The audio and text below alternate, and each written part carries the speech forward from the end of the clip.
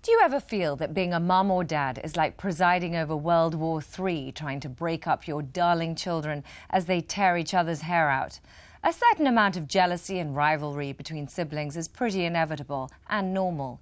Each child in the family would prefer to have your love and attention to themselves, and accepting that this is not possible can cause problems. Eileen Hayes is a parenting expert and editor of Your Family magazine. Welcome. Thank you for coming in today. Isn't sibling rivalry inevitable? Is there anything we can really do about it?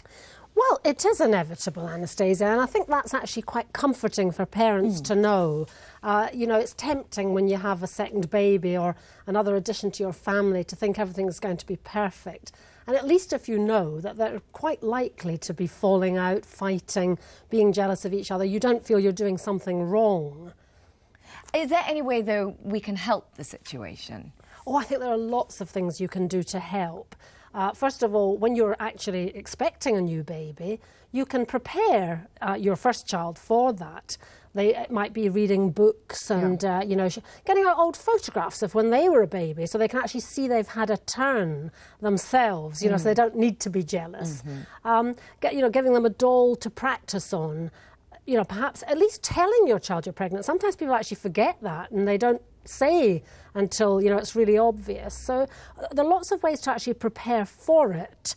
And then, you know, lots of things to think about after the baby's born, like accepting the fact there might be some regression to babyish behaviour. You know, not to worry if your older child wants that happens quite a lot, doesn't it? They become more babyish. Yeah, they want a nappy the baby back. Comes I mean, along. you know, think about it from their point of view. They look at this baby who just lies there, who, you know, has a nappy, who doesn't do very much, and everybody's cooing over them, saying how wonderful they are. I want a bit of that. Yeah, I want a bit of that. You know, whatever it is they're doing, I want to do it. So that's quite normal behaviour, and play up to it, you know. Yeah, I mean, the more you can let your older child be a little bit of a baby again for a while, give them a carry when they need it, even let them go back to a bottle, whatever, that really does help. Really does. What sort of things, though, can aggravate the situation, like the age gap? Is there a... Yeah, I mean, a lot of parents are interested in that. They think, you know, is it worse with certain age gaps? And research does show that the worst jealousy seems to happen with a 2 to 4 year age gap. Bit of a pity, since actually that's very often, you know, what people choose. But you can't... So a greater age gap can I mean, over 5 years, a very big age gap, or a very tiny age gap, oddly enough, you know, maybe under about 18 months, really close together, seems to produce a bit less. But, you know, that's not the only reason people plan their families, so you can't just do it for that reason. It's not. What about birth order? Might that make a difference? Yeah, there's some evidence that the oldest child is often the most jealous. And if you think about it, they've always had you to themselves for at least a while.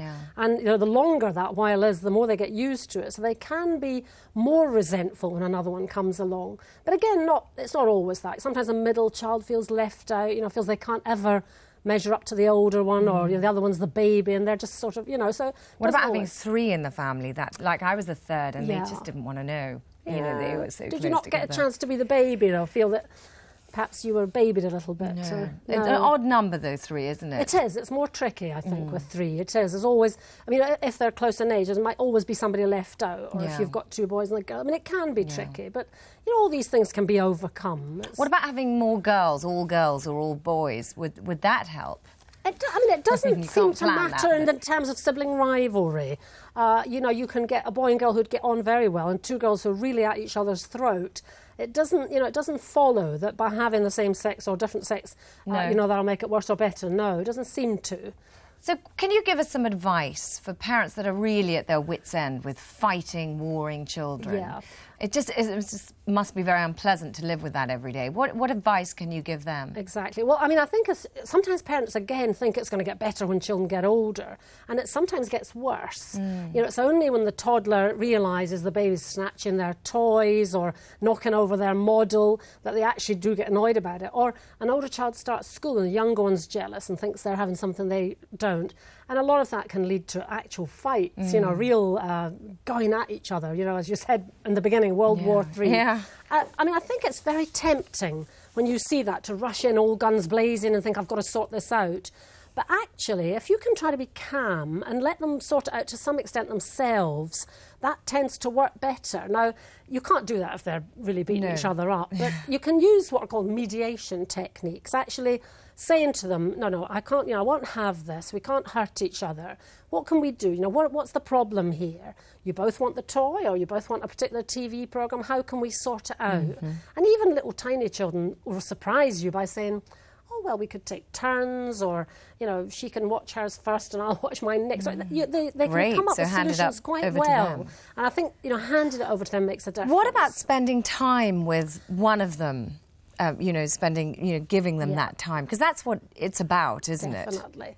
One of the things that's hard when you're pressed yourself and a busy mum is finding time for everybody. Yeah. But it really helps if every child in the family gets a little bit individual time and attention from you. To do something special with one. Yeah, each having their own special time, whether it's reading a story, playing a game, just listening to their day, or whatever it is. Giving them time, your time. And another big thing that people fall into the trap is not comparing them. It's very easy. You hear yourself saying, oh, well, she was walking a few months earlier than that, or, she could read before you, and that's fatal. If you start those comparisons, they start to think there's a bit of a favouritism going on there, and that can really lead to more quarrels and arguments. So, be on your guard a little bit about that. What about those parents that have just given up, that there doesn't seem anything that they can do? What advice would you give them? Or is sometimes there are cases that there's nothing they can do? Well, I think, sometimes with the best will in the world, there are children who won't get on. You don't always know the reason, but occasionally there are children who are just never going to be great friends. They may have such different personalities, just be so different in many ways that actually the best thing you can do is keep them apart for a bit at least. Don't try to force them together. Don't constantly make them play together. Get another friend round for one of them, or send one to play at a friend's house, so that they do actually get a bit of time apart. That can actually often be the best way of dealing with it. But family outings and things too, so that they also get the time together to try and get it right. And sort it out, yes. But try and dilute the situation. Yeah, don't, especially as they get older. There's no point in forcing them together if it's always trouble. It's better not to. Certainly in my case, my sister and I didn't speak for 20 years. And it was only when we started getting married and having children, all those jealousies faded away. And, we came together at that point. Yeah. Within the last 10 years, really. I actually think that's an interesting point, because parents sometimes notice that you go in and out of ages when you're compatible. Children can get on very well at one age and stage, and then really not get on well at another just because of the way it is. Yeah. And sometimes, as you say, it's an adult life. You actually begin to have things in common, and things that make you friends again in adult life. So never give up. You could you could have a good relationship. Circumstances change. Yeah, exactly. So what are your top tips for a sort of happy, loving, ideal household? Well, I think one is about giving individual time and attention to each child, noticing their special qualities. And that's odd as a parent. I know myself, I've got 4 children, and you can be really pleased with one for perhaps being very sporting, but actually really like another because they're not, that they're singing and dancing, whatever it is they do. And it's looking for the special things that each child does and giving that, some attention.